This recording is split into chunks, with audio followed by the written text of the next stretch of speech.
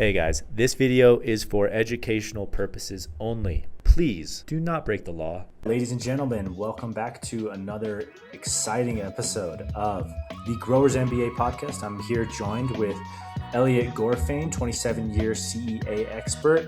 And today we'll be talking about growing media. Growing media is a big topic. There's a lot of different types of media to talk about here. A lot of questions about when to use what.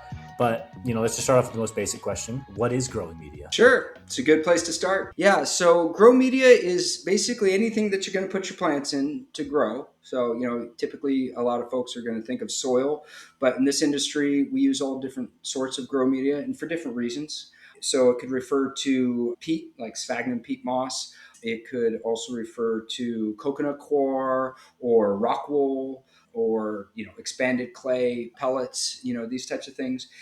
And each of these grow media have their different properties, and some people prefer one over the other. A lot of it is tied to your irrigation methods, and other considerations are just like the quality of the product that you get out of it, or the cost. A lot of it has to do with cost as well, and some of it's just personal preference. People have grown up using one thing or another, and that's what they continue to use. So, Elliott, what are the main things that people should consider when they're kind of trying to decide what type of growing media they should use? Yeah, absolutely. So, first and foremost, it's going to be a support for your plants. So you want something that, the roots can get into, that can provide a physical support for your colas when they get big and chunky.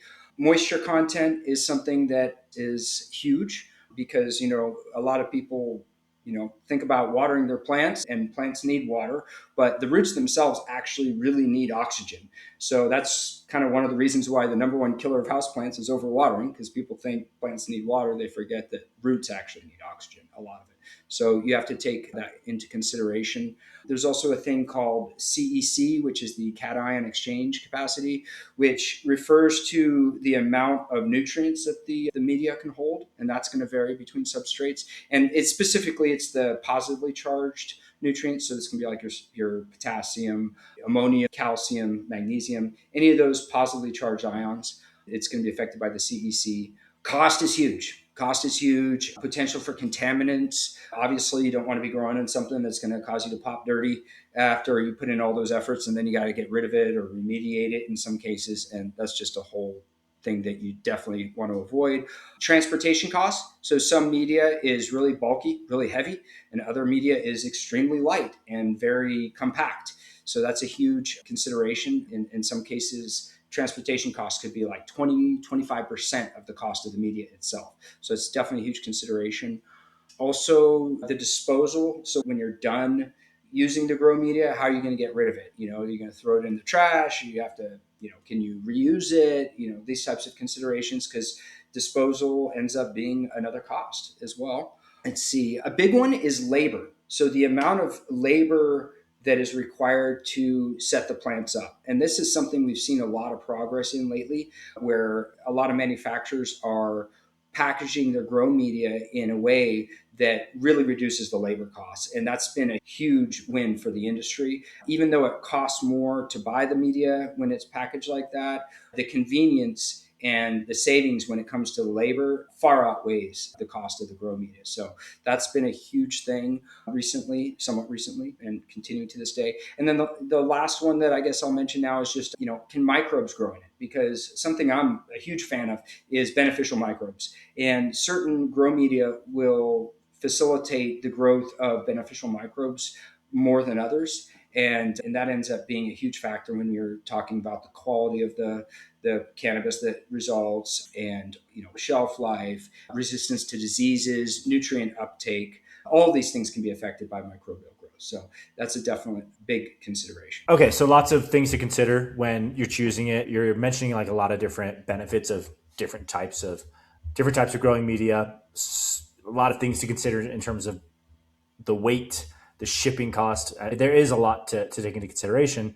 There's also a lot of different types of growing media, which I think we probably don't want to spend too much time going through every single one. So I guess let's talk about like what the most popular growing medias are for like a commercial user versus like a home hobbyist user, right? Because probably going to be quite different when it comes to the bulkiness, the amount of shipping, all this different stuff. So yeah, what's kind of like the difference? How would someone approach it?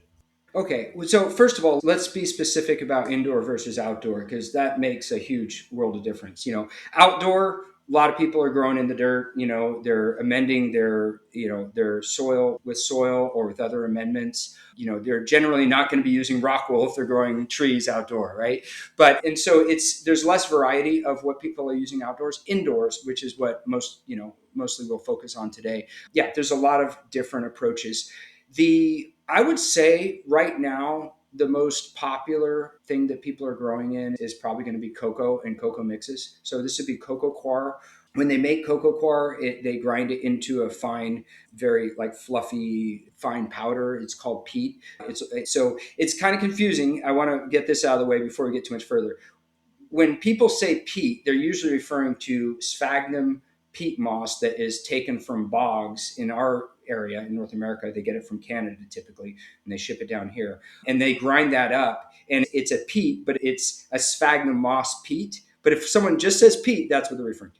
And then there's also cocoa peat, which is cocoa coir that is ground up really fine, and that's the peat. So that would be like the way to prepare it, right?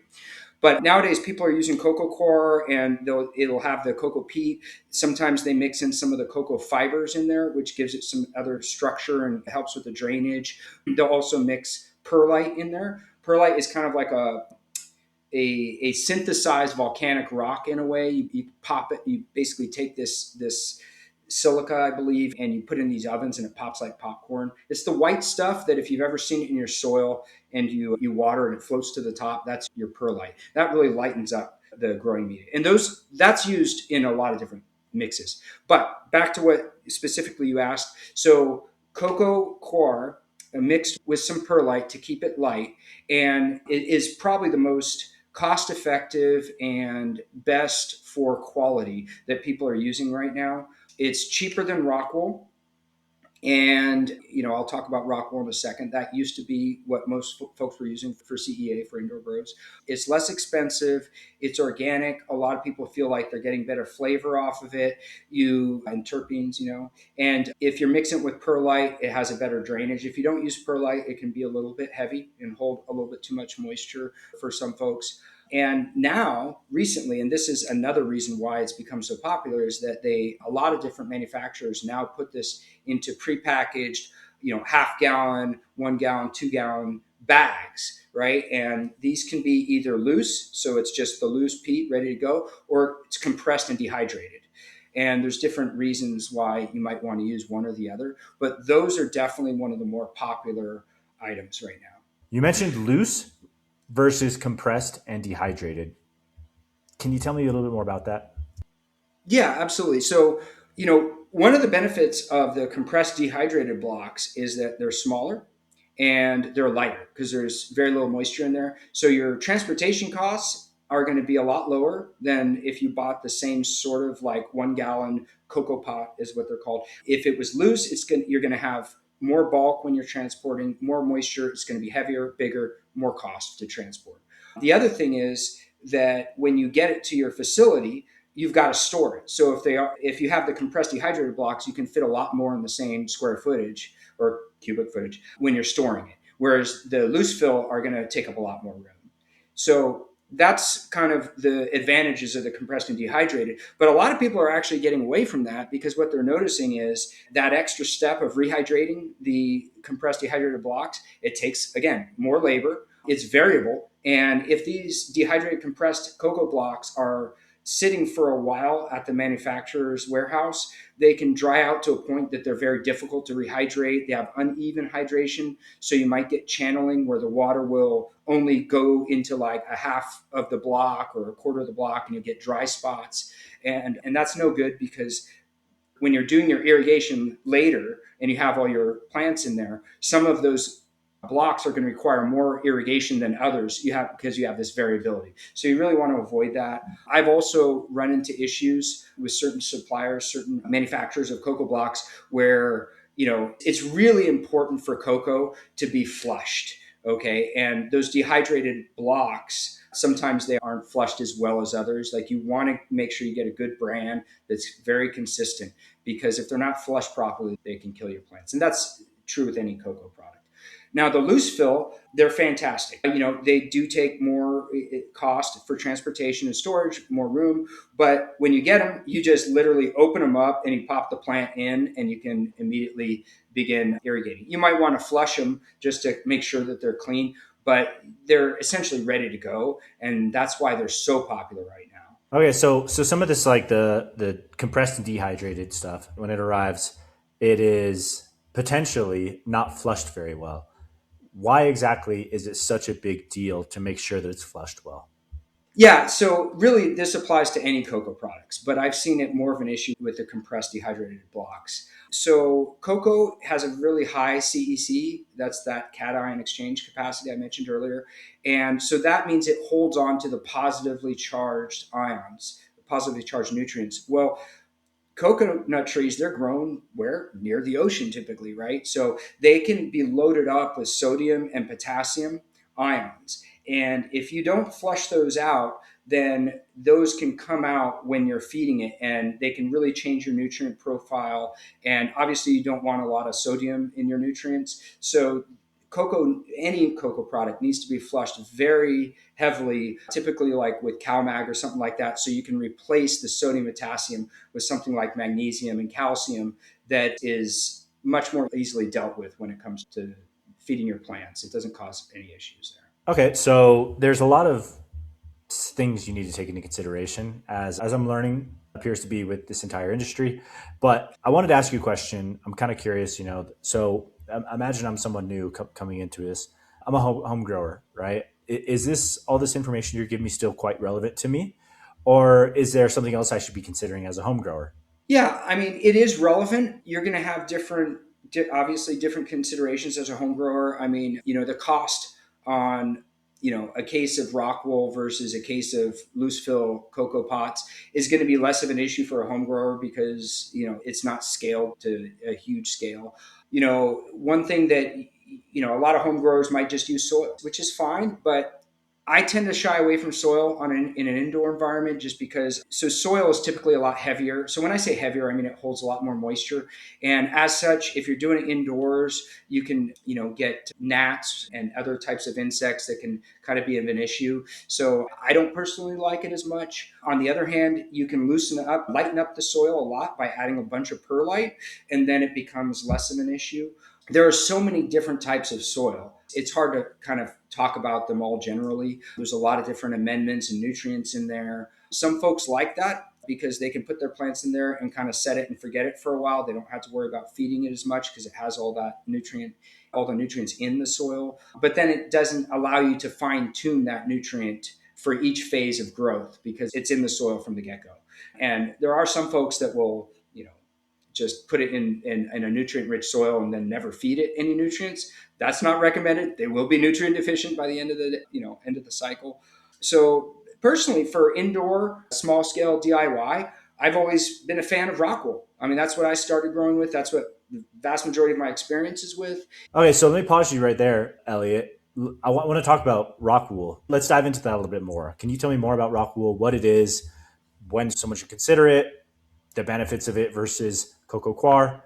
Yeah. So, I mean, there's a lot of benefits. It does cost more than Coco coir. It might be twice as much if you're getting like a Rockwool block versus a cocoa pot, but it's inert. It's very light. So transportation costs as far as the weight are a little bit less because it's very light. It's a synthesized. The closest thing to it would be, again, it's kind of like almost like volcanic rock, but it's spun in a way that it's like cotton candy, but it's made out of rock. So it's very inert. It has a zero CEC, so it doesn't hold on to any nutrients. So you can very easily change the nutrient profile as you go through the different phases of growth. You don't have to worry about nutrient buildup as much. You don't have to worry about, bad bacteria or bugs live in there as much. It's a relatively sterile environment. You can put beneficial microbes, and they do grow on Rockwool, but it's not as much as, say, with a soil or peat perhaps or cocoa.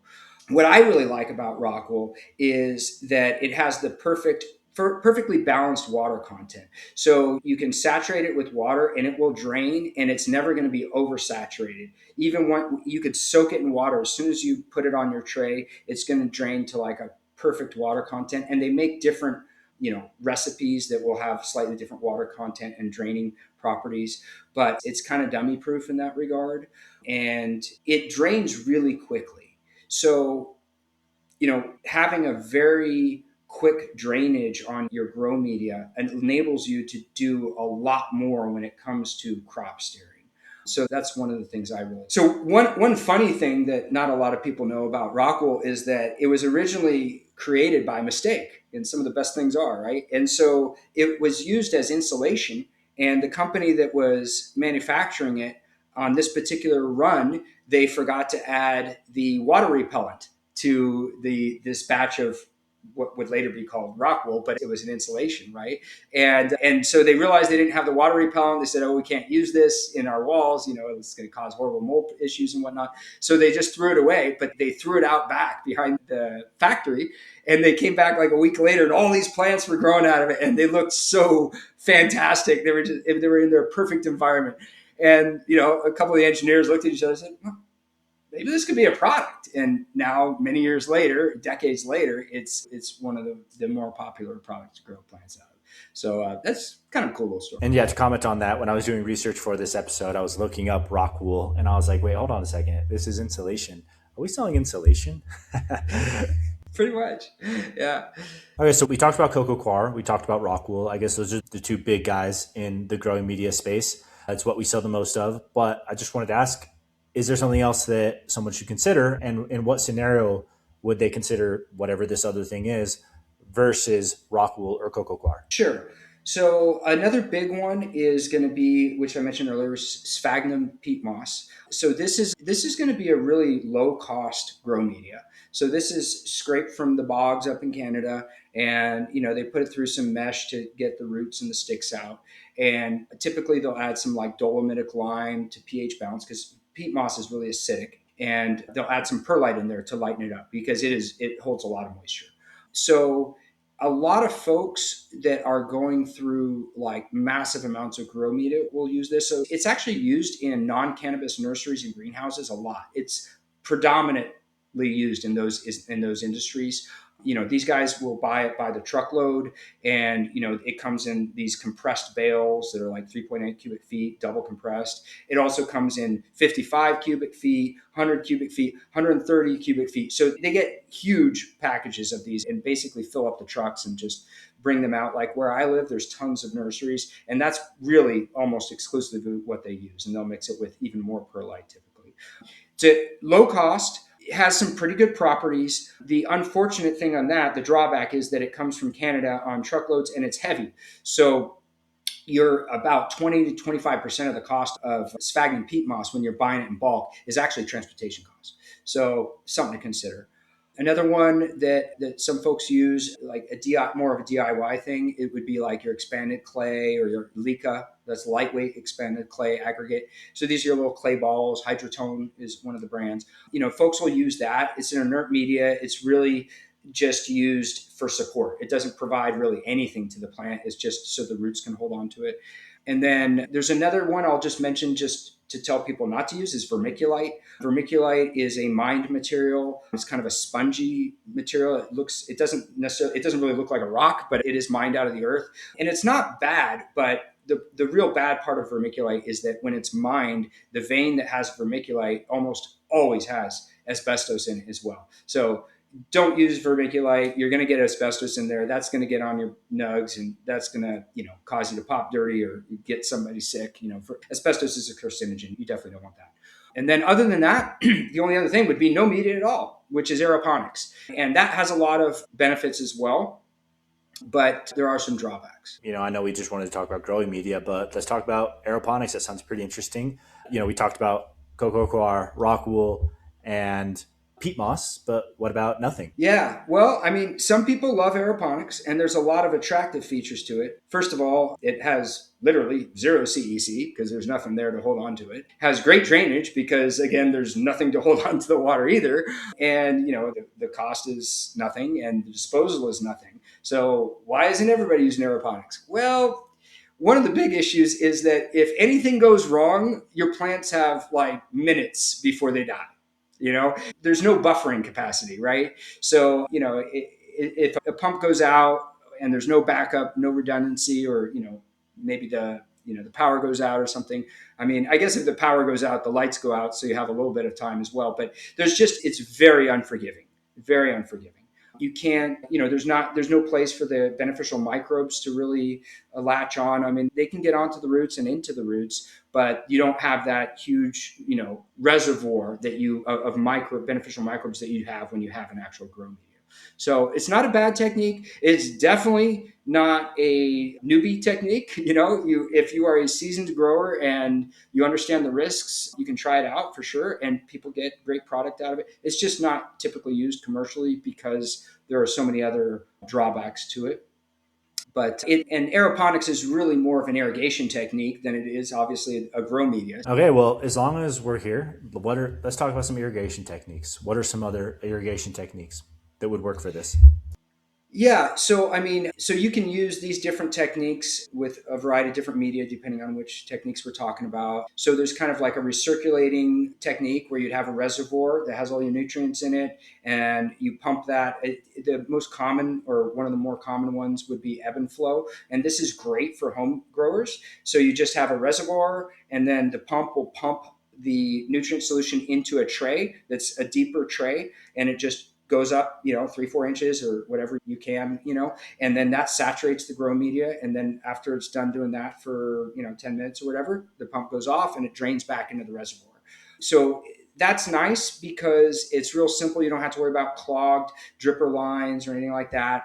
The downside to it is that you typically change out the reservoir like once a week or so. And so throughout the week, your nutrients are being depleted and your waste products from the plants are accumulating. So, if you let it go longer than a week, you run the risk of kind of messing up your solution. A week isn't really a problem. What else? One of the other drawbacks is that if any of your plants have a problem, like a pest, they're all on the same system. So now all your plants are going to have that problem. So that's another drawback. It requires a lot of individual pumps when you're doing this. So it's not really the way you do it commercially. But if you just have a tent in your garage, it's easy. It's probably one of the more easy ways to do it. Although there is one other drawback, is that when you're filling up from the bottom, when in an ebb and flow table, so you're going to have so the nutrients will be absorbed from the bottom of, let's say, your Rockwool cube, and then you're going to have evaporation at the top of that cube, and so you're going to have some salt buildup on the top of the cube. So